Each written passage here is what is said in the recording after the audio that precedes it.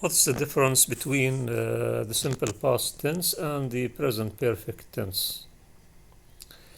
Let's have a look at examples A and B to start the comparison between both of them. Example A, I finished my work 2 hours ago. Now, example A is in the simple past tense. The simple past tense is used when we specify the time the action happened. Here, in example A, we specify when the action happens by using the adverb 2 hours ago. 2 hours ago.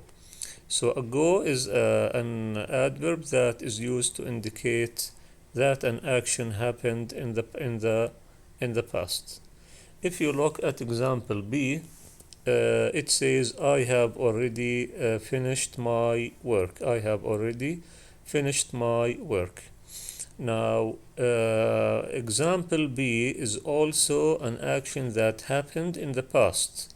So both of them in A and B, both actions happened in the past, but in example A, we tell that the action happened in the past and we specify exactly when it happened by saying, for example, as you see here, 2 hours ago.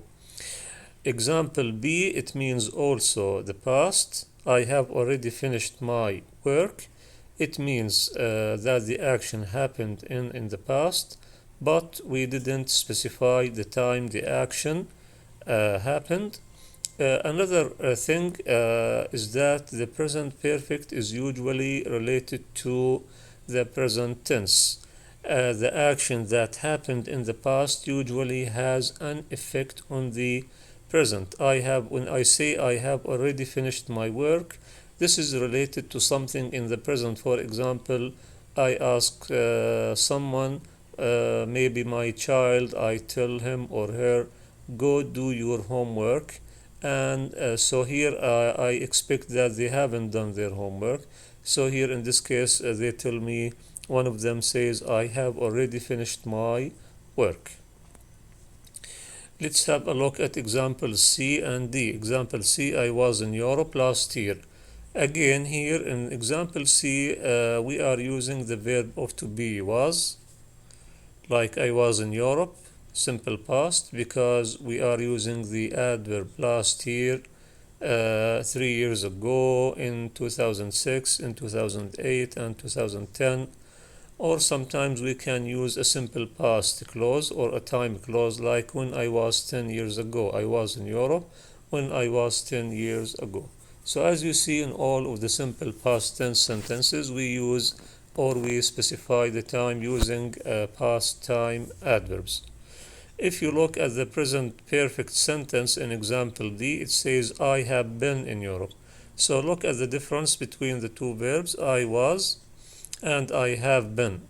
Now, was is the past form of the verb be. Have been is the past participle form of the verb be. When we make the present perfect sentence, we should use a helping verb like have or has. Here, have because the subjunctive have is have, and then we change the verb be into the past participle. So be. The past form of be is was or were, and the past participle is been. I have been in Europe many times. I have been in Europe in many times. It means that I went to Europe many times in the past, but without specifying when exactly I went there. I have been in Europe many times, several times, a couple of times, once. So here no mention of time.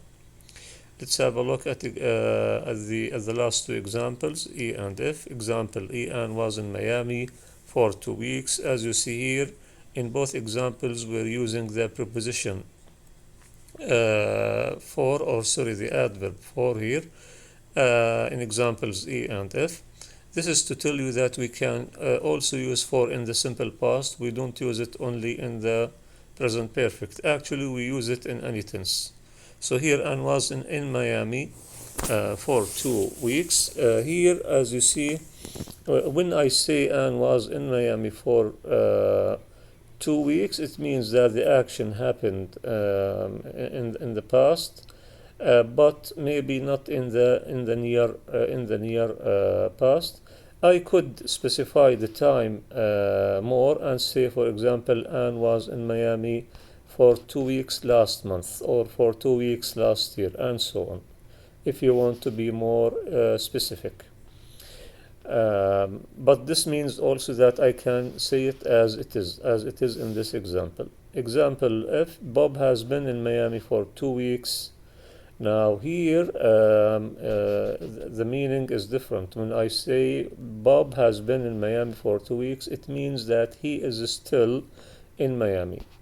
Bob has been in Miami since May 1st. Whenever you see since in the sentence, it means that the action is still going on. Of course, here the meaning here is the present perfect continuous, but because the verb is be, we cannot use it in the present perfect continuous. It should be in the present perfect simple.